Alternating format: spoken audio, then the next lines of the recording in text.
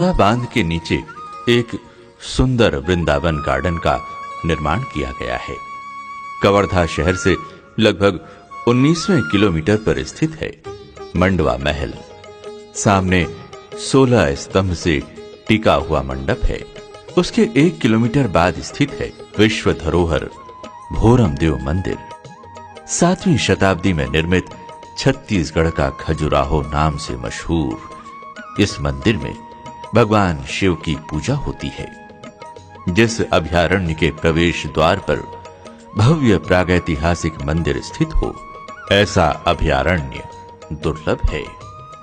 जांच नाके के कुछ ही दूरी पर वॉच टावर का निर्माण किया गया है।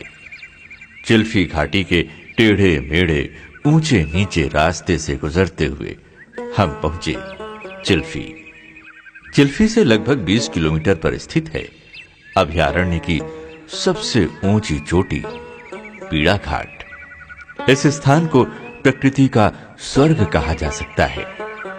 इस पर्वत की चोटी से छोटे बड़े पहाड़ों की श्रृंखला दृष्टिगोचर हो रही है। यहां से अभयारण्य के कुल क्षेत्रफल 352 वर्ग किलोमीटर का अधिकांश हिस्सा दिखाई दे रहा है।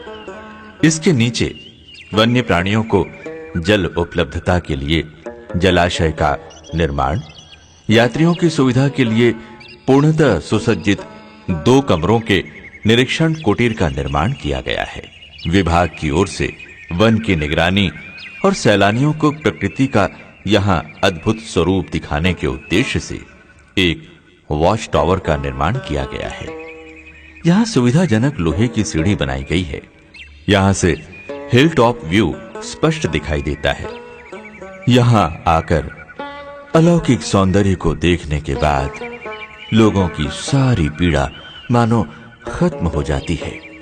संभवतः इसी कारण इसका नाम पीड़ा घाट रखा गया। बोड़ला के आगे कुछ ही दूरी के पश्चात मुख्य मार्ग से दाहिनी ओर सघन वन के मध्य स्थित है रानी दहरा जलप्रपात। ये एक 12मासी प्रपात है। सैकड़ों फीट ऊंचाई से गिरते पानी को निहारना तन मन को तृप्त करता है। नदी के पत्थरों का लगातार क्षरण होते होते इन पर तरह तरह की आकृतियां बन गई हैं। जलप्रपात तक नदी के रास्ते जाने पर पत्थर से टकराता पानी मनोरम दृश्य उत्पन्न कर रहा है। यदि जलप्रपात तक पहाड़ी रास्ते से जाना चाहें तो वहां पहुंचने के लिए 292 सीढ़ियां कवर्धा वन मंडल द्वारा निर्मित की गई हैं। अभयारण्य का दूसरा गेट बांधा गांव में बनाया गया है। यहां से आवश्यक शुल्क देकर आप जामुन पानी नाका तक लगभग 14 किलोमीटर तक की यात्रा कर सकते हैं। यहां वन्य प्राणियों के पेयजल सुलभ करने के लिए सौर ऊर्जा पंप स्थापित किया गया है। भोरम देव अभयारण्य का एक द्वार भोरम देव मंदिर से नीचे की ओर करियामा जांच नाका के माध्यम से खुलता है। इसके आगे संकरी नदी को पार करते हुए वन भ्रमण करना अत्यधिक रोमांचक रहा। मामा भांचा पहाड़ से बखौदा तक ये नदी कुल 18 मोड़ों के साथ 13 किलोमीटर की यात्रा तय करती है। इस 13 किलोमीटर की यात्रा के बीच संकरी नदी पर मनोरम दुरदुरी जलप्रपात स्थित है। ये जलप्रपात अभयारण्य क्षेत्र में वन्य प्राणियों के पेयजल हेतु महत्वपूर्ण भूमिका निभाता है। महकल पर्वत श्रृंखला बहुत लंबी है, जो एक ओर कान्हा राष्ट्रीय उद्यान, दूसरी ओर डिंडौरी जिले और अचानक मार टाइगर रिजर्व के साथ जुड़ती है। वन्य प्राणियों के एक क्षेत्र से दूसरे क्षेत्र में विचरण के लिए ये अभयारण्य वन्य प्राणी संरक्षण की दृष्टि से गलियारे का काम करता है।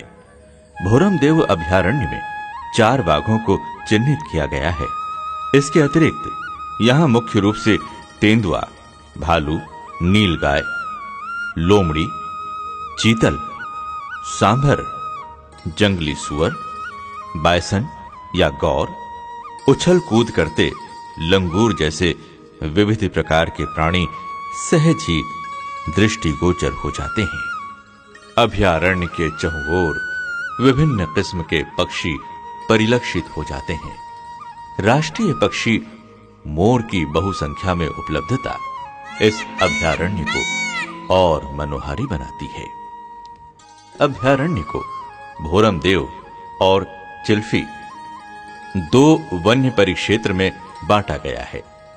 इस अभयारण्य में 29 गांवों की बसाहट है। यहां मुख्य रूप से बैगा जनजाति निवास करते हैं। इन्हें छत्तीसगढ़ शासन वन विभाग द्वारा वन अधिकार पट्टा दिए गए हैं। यहां से वनवासी कृषि कार्य सफलतापूर्वक कर रहे हैं। वन संपदा जैसे महुआ, तेंदुपत्ता, माहुल पत्ता, इमली आदि इनकी आय के मुख्य स्रोत हैं।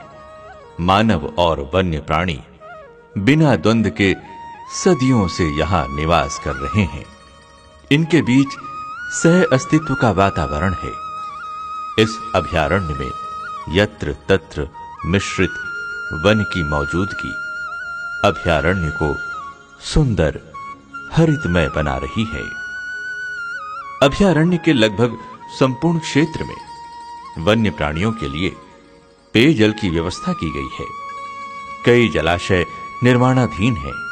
कवर्धा वन मंडल द्वारा जल संरक्षण के लिए कई नवाचार किए गए जो सफल रहे। दौड़ते पानी को चलाना, चलते पानी को रोकना, इसी सिद्धांत को अपनाते हुए रेत को प्लास्टिक बोरी में भरकर नाले में बहते पानी को रोका जाता है। इस स्टॉप डैम का पानी लाभप्रद तो है ही, साथ ही इस ठहरे हुए पानी के नीचे मिट्टी है। मिट्टी और मृदा मिलकर आंतरिक रूप से एक भूजल स्रोत बनाते हैं जो खुली आंखों से दिखाई नहीं देते। इन भूगर्भीय जल को जहां निचला भूभाग मिला वहां ये एकत्रित हो जाते हैं। इस तरह एक स्टॉप डैम से दोहरा लाभ प्राप्त हो रहा है। पर्यटकों की सुविधा के लिए चिल्फी में 2 कमरों का मड हाउस और बेम्बू कॉटेज बनाए गए हैं। छत्तीसगढ़ पर्यटन मंडल द्वारा कवर्धा में गोदना रिसोर्ट, भोरमदेव में नागमोरी टूरिस्ट कॉटेज के अलावा चिल्फी सरोधा दादर में 12 बिस्तरीय पर्यटक आवास बनाए गए हैं। मैकल की छोटी छोटी हरी भरी श्रृंखलाओं को चढ़ते उतरते ट्रैक पर प्रकृति की अभूतपूर्व सुंदरता से साक्षात्कार करने का उत्तम समय है। नवंबर से मई महीने तक पर्यटकों का भरपूर मनोरंजन, दर्शनीय प्राकृतिक छटा, वन्य प्राणियों के सहज अवलोकन हेतु जिला मुख्यालय कबीरधाम कवर्धा पहुंचने के लिए दुर्ग, राजनांदगांव